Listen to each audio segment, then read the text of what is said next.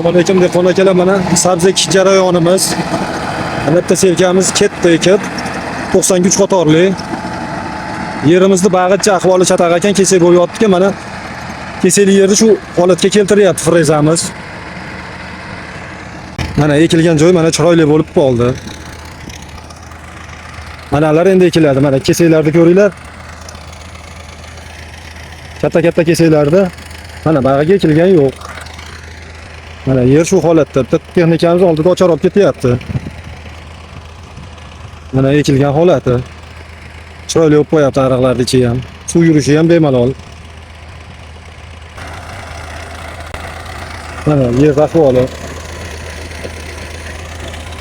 Oddiy bitta kesakni olib ko'rsataylik. Kalladan ham katta mana kesak. Bunaqa kesaklarni mana frezamiz mash holatga kelgizyapti.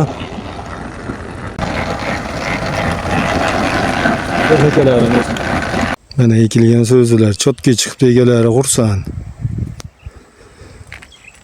1 kilo 300 tashalganida shuni ham qalin deyishyapti. Вообще zo'r bo'lib qolibdi so'zi, baquvvatlashib.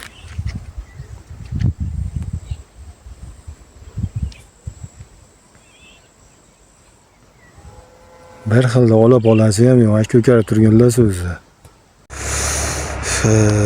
Mana selkada ekilgan so'zi вообще udar baquvvat. Men dori sog'izishyapti hozir akalar. So'zi juda chiroyli, baquvvat. Xudo xolasa mayda chuyda atxoti bo'lmaydi. Hammasi qopga tushadigan bo'ladi. Bizi ham dori so'yapti mana. 300 kilodan dori solingan.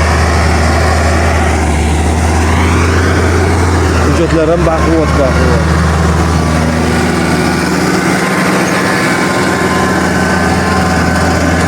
Araq ichiga solinyapti. So'zi vahshiy. Boshida siyrak deyishgandi chetlarda. Noto'g'ri bo'lmaydi so'zi. Hujjat ham baquvvat silishgan.